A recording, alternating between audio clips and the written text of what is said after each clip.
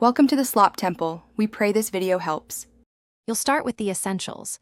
Confirm your Android version and that a microphone is connected. These ensure compatibility and clear recognition. Once done, plug into Wi-Fi and charge above 20% so downloads and training complete without interruption.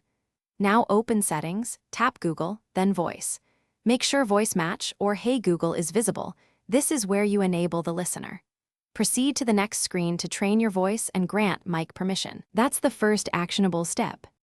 Now you train the system and set permissions so recognition works reliably. Tap the voice match setup and grant microphone and speech permissions. Without these, the assistant can't hear you. Then record the prompted phrases, speak naturally, at your normal volume and cadence. This builds a robust voice model. Make sure to accept any offered offline speech downloads.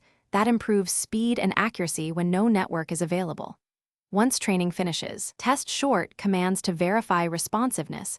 Before finish by testing real commands. Say something simple like, "Hey Google, what's the weather?" and listen for promptness. Next, enable app-level voice access if you want third-party apps to respond. This setting is under Accessibility or App Permissions. If recognition is poor, clear the Google App Cache, retrain the voice model, and check microphone privacy settings. If problems persist, toggle the assistant off and on or restart the phone. That often resolves lingering permission or service hiccups. Thanks for watching. Consider subscribing if we helped you.